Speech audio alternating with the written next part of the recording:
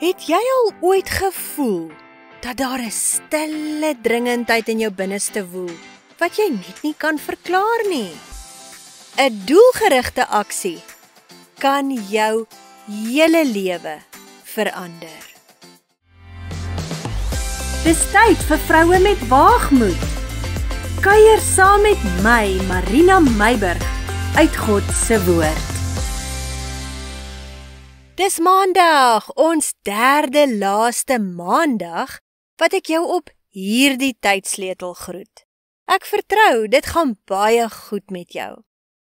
Neem asseblief kennis, dat ons die potgooi programme so 'n bietjie verskuif. Jy besef dit dalk nie, maar Fanie berei tans elke week 6 boodskappe voor. Wat beteken, hy kry eintlik nie 'n kansie om net 'n bietjie te ontspan en te rus nie. Net ter inligting, 'n gewone 5 minute of so potgooi het tussen 3 en 4 ure se werk agter die skerms, afhangende van die navorsing. So vanaf Mei het ons besluit om vroue met waagmoed na Dinsdae om 6 uur te skuif en Crowned with Boldness op Donderdae om 6 uur.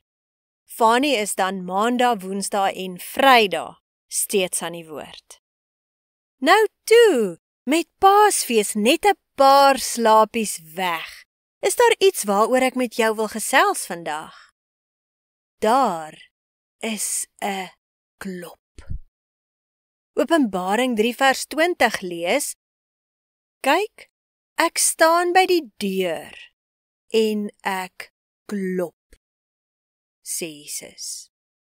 As iemand my stem hoor en die deur oopmaak, sal ek ingaan na hom toe en saam met hom maaltyd hou en hy met my.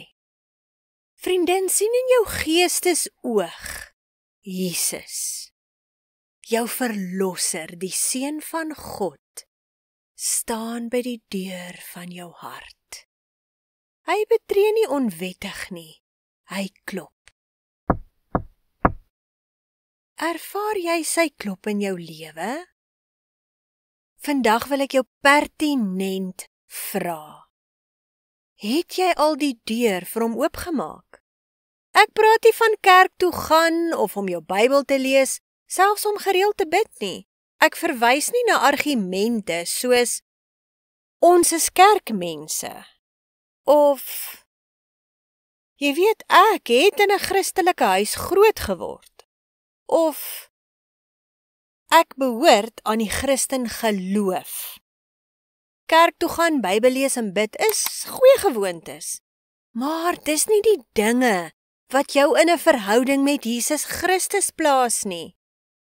Jy kan vreeslike mooi godsdiensgewoontes kweek, maar die deur van jou hart steeds styf toesluit. Jesus het nie aan die kruis gesterf sodat ek en jy 'n godsdiensboksie kan afmerk en tydens Paasfees sjokoladehasies eet nie. Hy het sy lewe gegee om jou 'n verhouding aan te bied, nie godsdiens nie. Hy wil in jou lewe wees, reg in die middel daarvan, binne in jou gesprekke, jou trane, jou vreugdes, jou besluite en selfs jou drome. Maar dit alles gebeur net wanneer jy hom innooi. Nie net tot in die voorportaal of die sitkamer nie, maar in elke kamer, elke hoekie, elke deel van jou lewe. Wanneer jy die klop antwoord en jou lewe vir hom oopmaak. Wanneer jy hom opreg ontvang. Vriendin, gebeur daar 'n wonderwerk in jou lewe. Ons lees dit in Johannes 1 vers 12. Dit sê, maar almal wat hom aangeneem het, aan hulle het hy mag gegee om kinders van God te word, aan hulle wat in sy naam glo. Jy word nie net sommer iemand wat in God glo nie. Jy word 'n kind van God, 'n dogter van die koning, van alle konings in die goddelike bloedlyn ingevoeg en jou naam in die boek van die lewe geskryf. En dit, kosbare vriende, is die ware betekenis van Paasfees. Jesus het alles gegee, sy lewe, sodat ek en jy 'n nuwe lewe in hom kan verkry. So, ek wil jou vandag weer vra, het jy die klop beantwoord? Of het jy dit dalk ervaar in jou binneste, maar jouself besig gehou met allerlei goeie dinge, godsdienstdinge dalk, sonder om ooit te verklaar, Jesus, ek is U sin, ten volle, kom en neem beheer van my lewe, ek gee alles oor aan U. Vriendin, die sleutels as ook die titelakte van jou lewe, gee alles vir Jesus. Moet asseblief nie nog 'n Paasfees laat verbygaan met 'n geslote hartsdeur nie. Jesus klop. Hy wag dat jy oopmaak en hom innooi, sodat hy met jou 'n maaltyd kan hou, met jou in verhouding kan staan. En dan natuurlik as jy reeds op Jesus se klop geantwoord het, dan vra ek jou ernstig, help iemand anders om die klop te hoor in hulle lewe en om hulle lewe totaal vir Jesus te gee.